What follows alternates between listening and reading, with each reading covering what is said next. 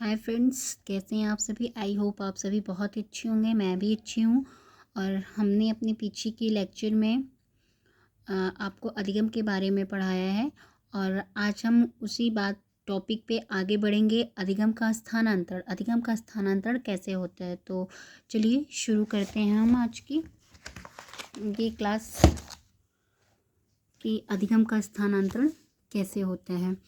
तो जो कि एग्ज़ाम के पॉइंट ऑफ व्यू से बहुत ही इंपॉर्टेंट है। एग्ज़ाम में पूछता है कि ये सकारात्मक अधिगम का स्थानांतरण क्या है, नकारात्मक क्या है, और कुछ क्वेश्चंस हैं जिसमें मैं बात करूँगी। ठीक है, तो मैंने पीछे की क्लास में आपको क्या पढ़ाया ये बता दूं पहले कि सीखने की आवश्यकता की पहचान में मैंने अधिगम का सीखना बताया था। फिर अधिगम में पठार कैसे बनता है ये बताया था मैंने। अब उसी पे मैं आगे बढ़ूँगी।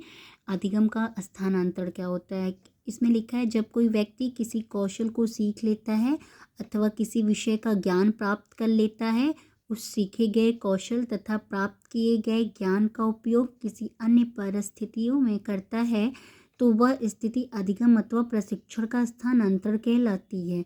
इट मीन्स ये कह रहा है कि जब कोई व्यक्ति किसी कौशल को सीखता है, जैसे अब हम ही लोग को देख लीजिए, जैसे मैं हूँ, मैंने क्या किया है कि पहले मैंने कौशल को सीखा है ना, मैंने इसको सीखा है क्या है ये, इसको पढ़ के मैंने खुद भी पढ़ा है, उसके बाद मैं आपको पढ़ा रही हूँ ना। इसके विषय में पहले ज्ञान लिया है मैंने, फिर इस ज्ञान का मैं उपयोग कर रही हूँ, आपको पढ़ाने में उपयोग कर रही हूँ ना, किसी और चीज़ में उपयोग कर सकती हूँ, कहीं पे भी उपयोग कर सकती हूँ। तो ज्ञान का उपयोग करता है किसी अन्य परिस्थिति में करता है तो वह स्थिति अधिगम अथवा प्रशिक्षण का स्थानांतरण कहलाती है। तो ये स्थानांतरण तो है, पहले मैंने खुद पढ़ा फिर आपको मैं पढ़ा रही हूँ, तो ये अधिगम का स्थानांतरण ही तो हो रहा है। अब ये क्या होता है, कितने प्रकार का होता है अधिगम का जो स्थानांतरण होता है, ये दो प्रकार से होता है। पहला जो है सकारात्मक अधिगम का स्थानांतरण और दूसरा जो है नकारात्मक अधिगम का स्थानांतरण। तो सकारात्मक अधिगम क्या है इसके बारे में सोचते हैं, इसका स्थानांतरण कैसे होता है। जैसे कि किसी यदि पूर्व ज्ञान या अनुभव या प्रशिक्षण नए प्रकार से सीखने में सहायता देता है तो उसे सकारात्मक अधिगम का स्थानांतरण कहते हैं। जैसे कि जो भी हमने ज्ञान लिया है या अनुभव लिया है या प्रशिक्षण है, वो अगर हमें नए प्रकार से सीखने में सहायता देता है, अगर ये हेल्पफुल होता है, कहीं हम मुसीबत में पड़ते हैं, तो ये क्या है, ये सकारात्मक स्थानांतरण है। नकारात्मक में क्या होगा, इसका जस्ट अपोजिट, कि यदि पूर्व ज्ञान अनुभव अथवा अधिगम प्रकार के सीखने में कठिनाई उपस्थित करता है तो उसे हम क्या करते हैं, नकारात्मक। यदि मैं आपको एक एग्जांपल दे रही हूँ, यदि मैंने पढ़ा होता और ये जो है मैं पढ़ा नहीं पाती तो ये नकारात्मक अधिगम होता। मैं पढ़ा ले रही हूँ यानी ये क्या है, सकारात्मक अधिगम है। पहले मैंने खुद पढ़ा, उसके बाद पढ़ने के बाद जो मुझे नॉलेज मिला उससे मैं आपको पढ़ा रही हूँ, इसका मतलब ये है कि ये सकारात्मक अधिगम है। अगर मैं आपको नहीं पढ़ा पाती या मैं सक्षम नहीं होती कि मैं आपके सामने बोल पाऊँ, मैं आपको बता पाऊँ, तो मेरे पढ़ने का कोई मतलब नहीं होता। तो ये क्या है, नकारात्मक अधिगम है। समझ में आ गया, आई होप आपको समझ में आ गया होगा।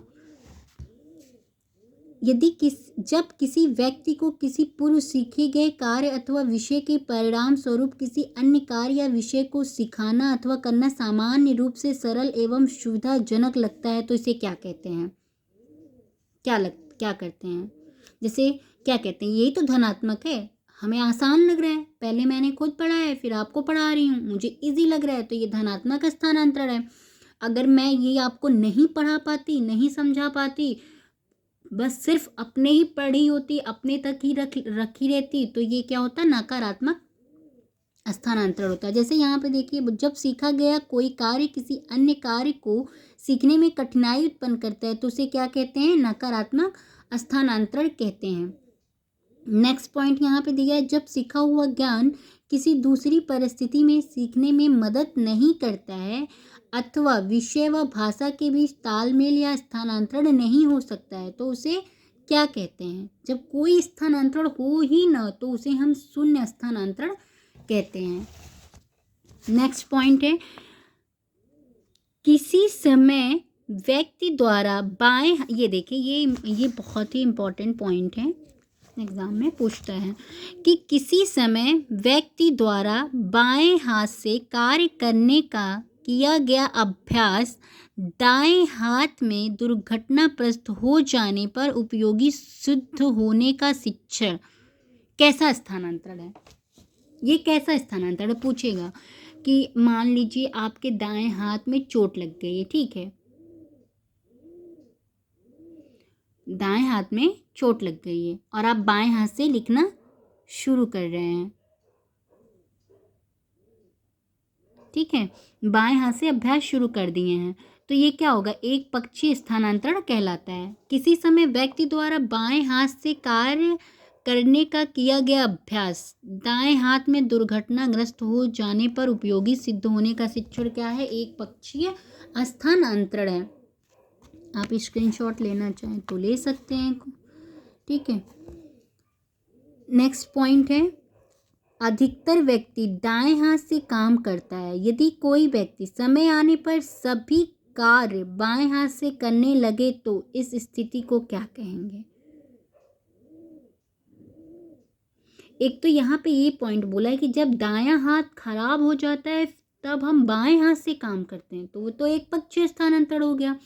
जब व्यक्ति दाएं हाथ से काम करता है और समय आने से सभी काम को बाएं हाथ से भी कर लेता है तो द्विपक्षीय स्थानांतरण, यानी कि वो दोनों हैंड यूज करता है अपना।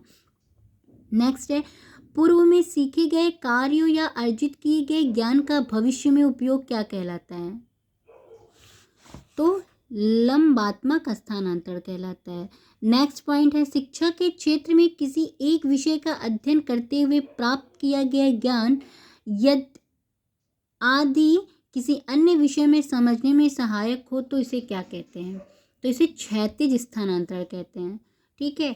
नेक्स्ट पॉइंट है, अधिगम के स्थानांतरण का प्रकार नहीं है समतल स्थानांतरण। क्या होता है, शून्य स्थानांतरण होता है, जब कोई स्थानांतरण नहीं होता है तो क्षैतिज स्थानांतरण होता है, लंबवत स्थानांतरण होता है, एक पक्षीय स्थानांतरण होता है, दो पक्षीय स्थानांतरण होता है, सकारात्मक स्थानांतरण है, नकारात्मक स्थानांतरण, पर समतल स्थानांतरण नहीं है। तो अधिगम अथवा सीखने में स्थानांतरण के कितने सिद्धांत हैं, 6 सिद्धांत है। कौन कौन से हैं, एक समान तत्वों का सिद्धांत है, सेकंड सामान्यीकरण का सिद्धांत है, थर्ड मानसिक प्रभावों का सिद्धांत है, फोर्थ दो तत्वों का सिद्धांत है, 5 गेस्टाल्ट का सिद्धांत है, 6 हैलो का अधिगम सिद्धांत है, ठीक है। ये स्थानांतरण के सिद्धांत के 6 पॉइंट हैं। अब नेक्स्ट हम आते हैं, कुछ पॉइंट है यहाँ पे, 3 पॉइंट है, इसको देख लीजिए, फिर वीडियो लंबी हो रही है, बाकी के बारे में मैं नेक्स्ट लेक्चर में बात कर लूँगी।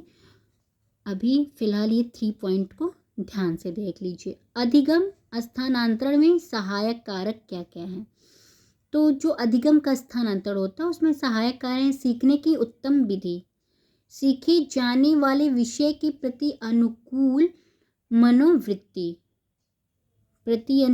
मनोवृत्ति और अंतर्दृष्टिता समय, ठीक है। नेक्स्ट पॉइंट है, स्थानांतरण को प्रभावित करने वाले कारक क्या क्या हो सकते हैं, बुद्धि है, विषय की समानता है और सामान्यीकरण है। नेक्स्ट पॉइंट पे आते हैं, अधिगम स्थानांतरण का सिद्धांत क्या क्या है, समरूप तत्व का सिद्धांत, गेस्टाल्ट सिद्धांत, दो तत्वों का सिद्धांत।